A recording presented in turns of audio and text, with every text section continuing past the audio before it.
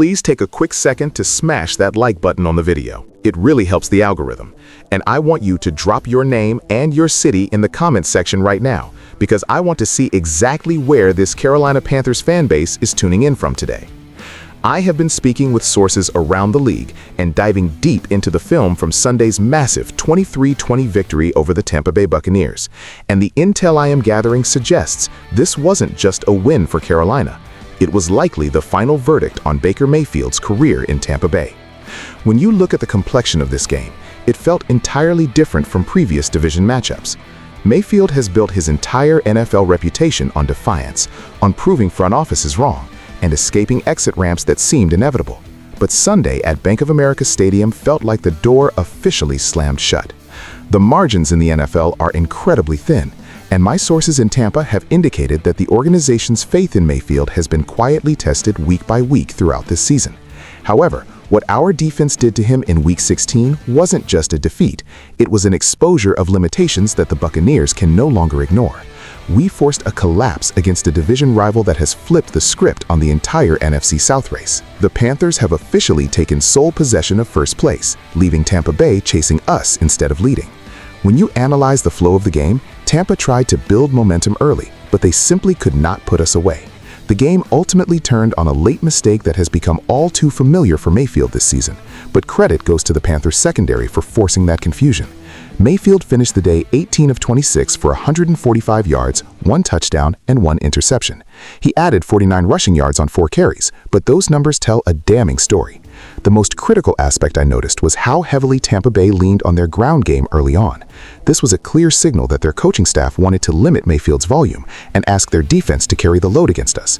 That approach kept the game tight, but it left them with zero margin for error. With under a minute remaining and Tampa Bay driving for at least a game-tying field goal, the pressure from our front seven forced a catastrophic error. Mayfield and Mike Evans appeared to have a major miscommunication on a route, resulting in the interception that sealed the Buccaneers' fate and handed Carolina a season-defining win. Let's dig deeper into why this specific performance is the final nail in the coffin. Individually, Mayfield's stat line doesn't jump off the page, and that is precisely the problem the Panthers exploited.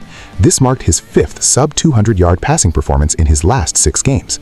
I've been told by scouts that this lack of explosiveness has been a concern for months, but seeing it manifest against a division rival in December is a different beast.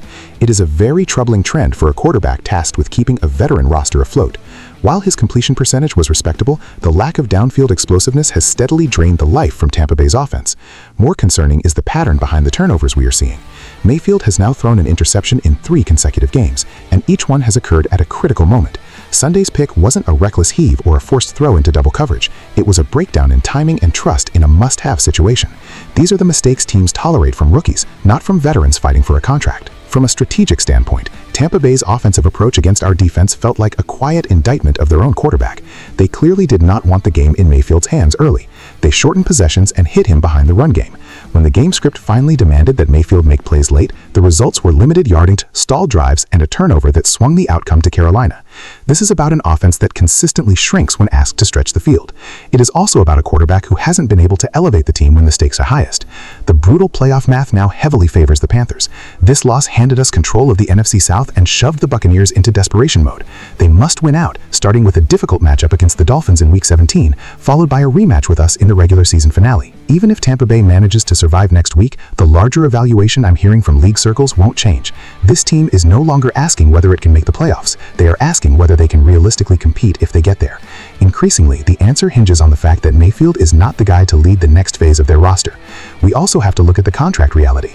Mayfield is heading towards the offseason with an expiring contract and dwindling leverage. Tampa Bay's front office must decide whether to commit real money to a quarterback whose recent body of work suggests a capped ceiling. That decision becomes even harder when the mistakes are coming in division-defining moments against their primary rival. This loss didn't just hurt the standings, it decimated Mayfield's negotiating position. Quarterbacks get paid for solving problems, not creating new ones.